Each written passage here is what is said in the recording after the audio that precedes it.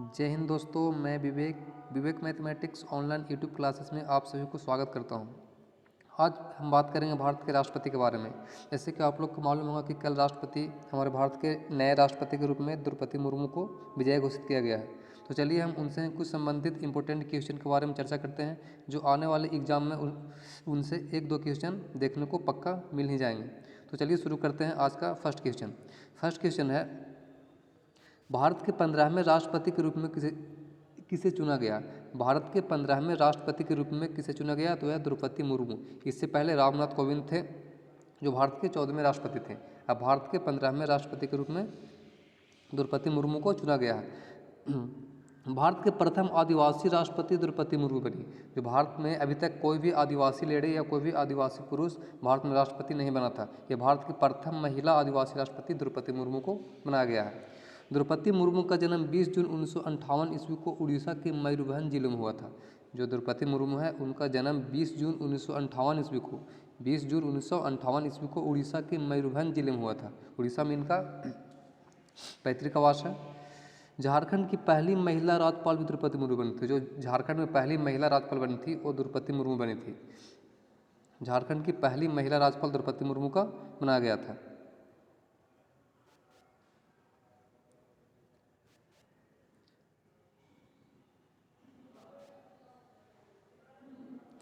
द्रौपदी मुर्मू को उड़ीसा विधानसभा के सर्वश्रेष्ठ विधायक के रूप में नीलकंठ पुरस्कार से सम्मानित किया गया है। द्रौपदी मुर्मू को उड़ीसा विधानसभा में, ये बहुत सारे वहाँ पे विधायक रही है, वहाँ पे उनको सबसे अच्छा विधायक के रूप में, जो वहाँ का सबसे अच्छा पुरस्कार है, जो वहाँ का सर्वोच्च पुरस्कार है नीलकंठ पुरस्कार, उसको से सम्मानित किया गया 2007 ईस्वी में।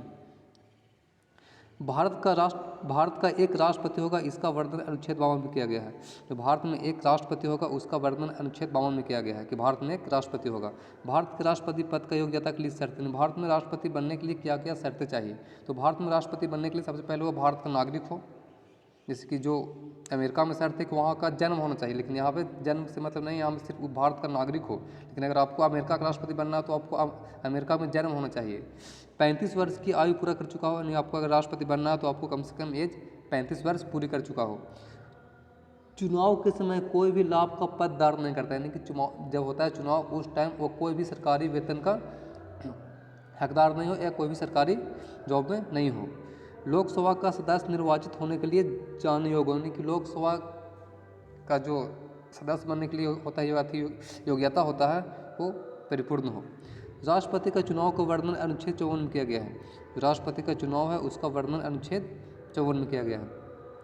राष्ट्रपति के उम्मीदवार के लिए निर्वाचक मंडल के 50 सदस्य प्रस्तावक और 50 सदस्य अनुमोदक होना चाहिए। अगर आपको राष्ट्रपति बनना है तो उसके लिए सबसे पहले आपको नाम मांगा जाता है कि आपको उसमें 50 आदमी का सहमति और 50 आदमी का सिग्नेचर जरूरी है। चलिए आगे देखते हैं अगला पॉइंट।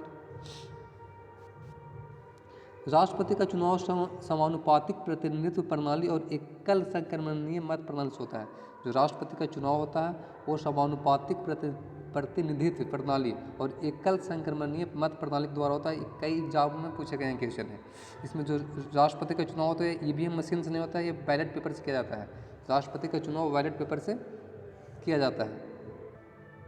राष्ट्रपति के चुनाव में लोकसभा का सदस्य, राज्यसभा का सदस्य और विधानसभा का सदस्य, ये 3 भाग लेते हैं। लोकसभा का सदस्य, राज्यसभा का सदस्य और विधानसभा के जो भी सब राज्य है उसका विधायक, जो विधानसभा का सदस्य है, ये लोग भाग लेते हैं और उनका वोटिंग करते हैं। इसमें सांसद जो होता है एमएलए, जो विधायक होता है और जो सांसद होता है उसका वोट का वैल्यू निकाला जाता है। उसका कुछ फॉर्मूला ड्रा किया जाता है, उसमें सांसद और एमएलए का वोट को वैल्यू करके दोनों को सेम किया जाता है। उसके बाद उसका डिसाइड किया जाता है। राष्ट्रपति के चुनाव में केंद्र शासित प्रदेश में दिल्ली और पांडिचेरी भाग लेता है, क्योंकि वहाँ पे मुख्यमंत्री होता है। दिल्ली और पांडिचेरी में तो वो भी दोनों भाग लेते हैं राष्ट्रपति के चुनाव में। जो भी वहाँ के विधायक होते हैं वो वोट डालते हैं। चलिए नेक्स्ट पॉइंट देखते हैं। राष्ट्रपति पर महाभियोग अनुच्छेद 61 में, यानी कि राष्ट्रपति को अगर हमको हटाना है तो संसद में बिल पास करना पड़ता है महाभियोग। अगर वो बिल 2/3 से पास हो गया, अगर बिल 2/3 से पास हो गया तो राष्ट्रपति पर महाभियोग लग जाएगा और वो राष्ट्रपति से निष्कासित हो जाएगा। ये अनुच्छेद 61 में उसका वर्णन किया गया है। राष्ट्रपति पर महाभियोग अनुच्छेद 61 में है। राष्ट्रपति की रिक्ति को 6 महीने के अंदर भरना होता है, यानी कि जो राष्ट्रपति है उसका रिक्त अगर जो मतलब कि राष्ट्रपति का पद 6 महीने से ज़्यादा खाली नहीं रह सकता है, यानी 6 महीने के अंदर चुनाव कराकर उसका पद को भरना ही पड़ता है। अभी राष्ट्रपति का वेतन 5 लाख रुपया, पहले था 1.5 लाख रुपया, अभी राष्ट्रपति का मासिक वेतन 5 लाख रुपये मिलता है। राष्ट्रपति का वेतन 5 लाख रुपये मिलता है, और जो राष्ट्रपति का वेतन होता है वो इनकम टैक्स से फ्री होता है, मतलब उस पर इनकम टैक्स नहीं लगता। जो भी सरकारी जॉब में आपको सैलरी मिलेगा उसके अनुसार आपको इनकम टैक्स देना पड़ता है, लेकिन राष्ट्रपति का जो वेतन होता है, जो उसका सैलरी होता है, वो इनकम टैक्स से फ्री होता है, उसमें इनकम टैक्स नहीं लगता है। राष्ट्रपति को निःशुल्क निवास स्थान, नहीं कि राष्ट्रपति को निःशुल्क निवास स्थान जो उसका बंगला वगैरह मिलता है, और बहुत तरह की उसको फैसिलिटी दिया जाता है। तीनों सेनाओं की शक्ति राष्ट्रपति में निहित होती है, यानी जो तीनों सेना है, थल सेना, जल सेना और वायु सेना, इसका जो तीनों सेना का शक्ति होता है वो राष्ट्रपति में निहित होता है, यानी कि राष्ट्रपति के पास होता है। राष्ट्रपति किसी भी व्यक्ति को अनुच्छेद 72 के तहत दोषी ठहराए जाने पर सज़ा को माफ़ कर सकता है, यानी कि राष्ट्रपति कोई भी व्यक्ति को अगर कोई सज़ा दे दिया गया है तो उसको अनुच्छेद 72 की तहत राष्ट्रपति उस सज़ा को माफ़ कर सकता है, उस सज़ा को कम कर सकता है। जैसे फांसी की सज़ा, उम्र कैद कुछ भी हो गया तो राष्ट्रपति ही एक लास्ट उपाय बचता है जो सज़ा को माफ़ कर दे या फिर उस सज़ा को कुछ कम बेसी कर दे। नीलम संजीवा रेड्डी एक ऐसी राष्ट्रपति है जो निर्विरोध राष्ट्रपति निर्वाचित हुई है, लेकिन नीलम संजीवा रेड्डी एक ऐसी राष्ट्रपति थी उस टाइम जब वो खड़ा हुई थी इलेक्शन में तो उसके विपक्ष में कोई खड़ा नहीं हुआ था, वो निर्विरोध चुनाव जीत गए थे, उसके विरोध में कोई पक्ष नहीं था। भारत के प्रथम महिला राष्ट्रपति प्रतिभा देवी सिंह पाटिल थी, तो भारत के प्रथम महिला राष्ट्रपति थी वह प्रतिभा देवी सिंह पाटिल थी। ये 2007 से 2012 तक रही थी, फिर 2012 से 2017 तक प्रणब मुखर्जी, 17 से इधर 22 तक रामनाथ कोविंद और द्रौपदी मुर्मू।